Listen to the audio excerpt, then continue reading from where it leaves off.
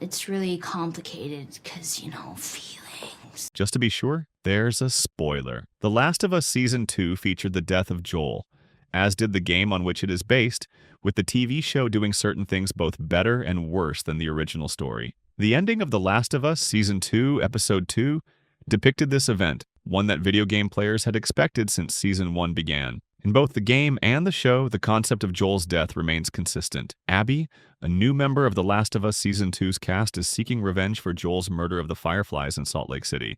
Joel's rampage was shown in The Last of Us Season 1's ending, and was the final playable mission in 2013's The Last of Us game. As such, a massive event that leads into a core turning point for both iterations of the story.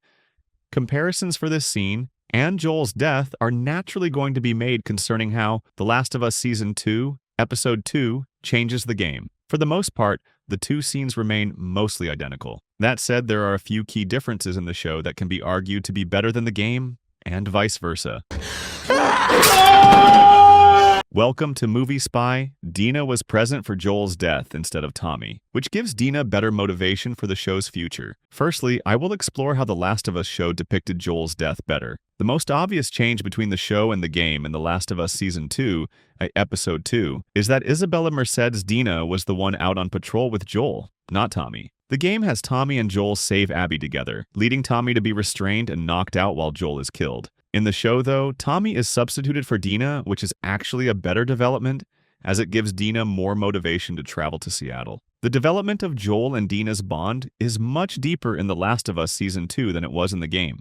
In the latter, Dina really only travels to Seattle due to her loyalty to Ellie, whereas the show makes it more of a blend between her and Ellie's feelings for one another, and Dina's love for Joel. Dina being present when Joel dies in The Last of Us TV show only makes the motivation for her revenge stronger, and does not harm Tommy's journey. Tommy is going to be angry either way, as Joel was his brother. Abby's group were better depicted. The entire group was given more humanity. Another fairly big change for the better that The Last of Us Season 2 makes to the source material is revealing more about Abby's group, be it Owen's wish to return to Seattle without killing Joel, or the opening flashback from Season 2, Episode 1, The Last of Us show, gives the group more humanity rather than keeping them as the mostly ruthless characters they were at the point of Joel's death in the game. Perhaps the best indication of this is Mel, who speaks calmly and nicely to Dina, shows a lot of remorse, and even goes against Abby at several points in the show. Although The Last of Us Part Notice 2 certainly plants the seeds of humanizing Abby's group later in the game,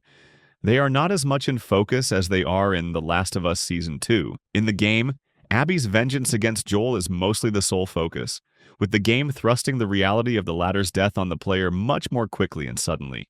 This means that Abby's friends come across as much less humane, something that cannot be said for The Last of Us Season 2. Ellie's reaction after Joel's death. The show ends with a few heartbreaking shots. In The Last of Us Part 2, Ellie is kicked in the face shortly after Joel dies, knocking her out before she awakens in Jackson. The Last of Us Season 2 improves on this by showcasing the moments immediately after Joel's death. One moment involves Ellie crawling over to Joel and lying with him, which is suitably heartbreaking. Another shot shows Ellie tearfully looking behind her horse as Joel's body is dragged back to Jackson, truly driving home the harrowing reality that he is dead and spearheaded by an excellent emotional performance by Bella Ramsey, Joel trying to get up, making his death even more tragic.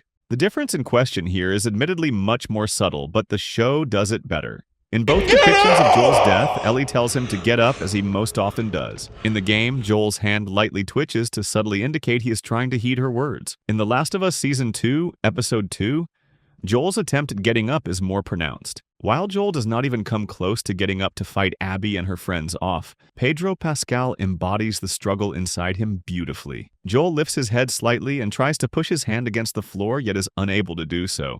This moment in the TV show better typifies just how much Joel is trying to get up for Ellie's sake, just edging out the game's attempt to showcase the same agonizing trait of fatherly love. Joel's death was more shocking in The Last of Us game. The TV show foreshadowed it more. I admit that this point could come from me having played the game before watching The Last of Us Season 2, but I feel as though the former presented Joel's death as more shocking. The game throws players in as Abby, reveals very little about her history, and then, a few hours of normal gameplay later, Joel is beaten to death in a scene that lasts only a few minutes. Abby and her group commit the act, continue to be a mystery, and do not appear again for the next 10 or so gameplay hours. Already, The Last of Us Season 2 has revealed more about Abby, the WLF, her history with the Fireflies, and why she wants to kill Joel than the game did at that point. The game chose to leave Abby's motivations in the dark for countless hours to make Ellie's revenge arc more impactful, before pulling the rug out and forcing players to empathize with the former. The Last of Us Season 2 has taken a slightly different route by revealing a lot more about Abby a lot earlier, thus lessening the sheer shock factor of Joel's death, no matter how surprising it still was. Game is better. Joel's death was more brutal in The Last of Us Part 2. Abby came across as more ruthless. Going hand in hand with the point above, Joel's death was more brutal in the game. While I am not someone who loves violence for violence's sake in media, Joel's death always had a point, and the brutality of it in the game drove home that point. For the first half of the game, the point was this: Abby and her group are cold-hearted, ruthless killers who turned up out of the blue, killed Joel brutally for no reason, and left Ellie and Jackson in turmoil. Abby's method of beating Joel repeatedly with a golf club only solidified this point. Of course, The Last of Us Season 2 involves the golf club, yet the show only showed Abby using it on Joel's injured leg rather than his head. Beyond that, Abby used her fists, mostly off-screen, before stabbing him with half of the golf club. For some inexplicable reason, this feels less brutal than the blunt force of the golf club. This could be driven by Abby's more muscular build in the game, but either way, The Last of Us Part Nescunu makes Joel's death a lot harder to watch and, as a result, more emotionally heartrending. Game is better. The atmosphere of Joel's death, both in tone and location. Both of the prior points combine to mean that the atmosphere of Joel's death is better in The Last of Us Part 2. It immediately feels a lot darker and more harrowing, based on how shocking and brutal the scene is, but this also extends to the overall design of the moment. In the game, Joel's death takes place in the basement of the lodge, in a dimly lit room with only a snowed-in window providing light of any kind.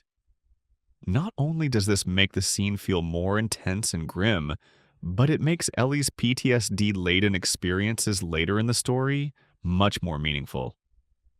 In The Last of Us Season 2, I was disappointed with how the filmmakers chose to make Joel's death a much more physically lighter affair. The death takes place in a much more open room, in front of a bright fire and a massive bay window that illuminates the scene completely. This strips away the almost claustrophobic, breathless feeling of Joel's death from the game, making the show's depiction of the event much less darkly atmospheric. Game is better.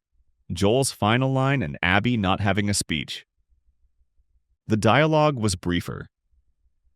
Finally, the last elements of Joel's death that I think The Last of Us game depicted better were his final line and Abby's monologue.